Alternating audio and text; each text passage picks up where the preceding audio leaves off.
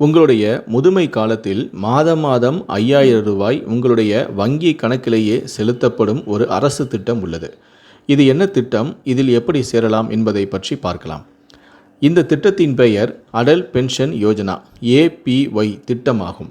இது வருமான வரி செலுத்தாத 18 முதல் 40 வயதுக்குட்பட்ட சேமிப்பு கணக்கு வைத்திருப்பவர்களுக்கு முதியோர் வருமான பாதுகாப்பு திட்டமாகும். அமைப்புசாரா துறையில் உள்ள தொழிலாளர்களின் நீண்ட ஆயுள் கால அபாயங்களை நிவர்த்தி செய்வதில் இந்த திட்டம் உதவுகிறது மற்றும் தொழிலாளர்கள் தங்களுடைய ஓய்வூதியத்திற்காக தானாக முன்வந்து சேமிக்கவும் ஊக்குவிக்கிறது. APY திட்டத்தின் நோக்கமானது இந்த திட்டத்தின் முக்கியமாக ஏழைகள், தாழ்த்தப்பட்டோர் மற்றும் அமைப்புசாரா துறையிலுள்ள தொழிலாளர்களை இலக்காக கொண்டது. இந்த திட்டத்தின் பயன்கள்: சந்தாதாரர் 60 வயதை அடையும் போது பின்வரும் 3 நன்மைகளை இவர் பெறுவார்.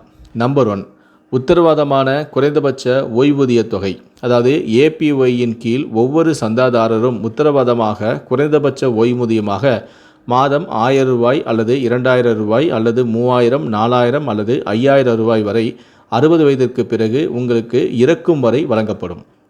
இரண்டாவது, வாழ்க்கை துணைக்கு உத்தரவாதம் அளிக்கப்பட்ட குறைந்தபட்ச ஓய்வூதிய தொகை. அதாவது சந்தாதாரரின் மறைவுக்கு பிறகு சந்தாதாரரின் வாழ்க்கை துணை சந்தாதாரரின் அதே ஓய்வூதிய தொகையை இறக்கும் வரை பெறுவதற்கு உரிமையுடையவர்.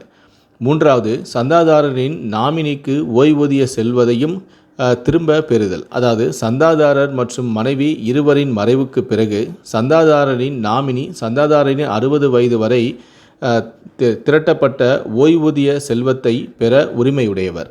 அடல் பென்ஷன் யோஜனாவுக்கான பங்களிப்புகளின் பிரிவு 80CCD1 கீழ் தேசிய ஓய்வூதிய அமைப்பு NPS போன்ற வரி சலுகைகளுக்கு தகுதியுடையவை.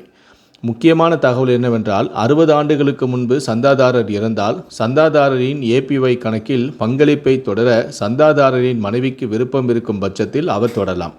இது மீதமுள்ள காலத்துக்கு துணைவரின் பெயரில் பராமரிக்கப்படும்.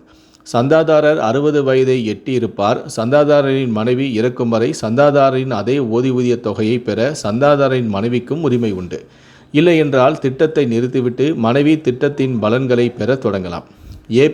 சந்தாதாரரிடமிருந்து கட்டணங்கள் மற்றும் பரிந்துரைக்கப்பட்ட பங்களிப்பு தொகையை செலுத்தாத அல்லது தாமதமாக செலுத்துவதற்கான வட்டி விதிக்கப்படும்.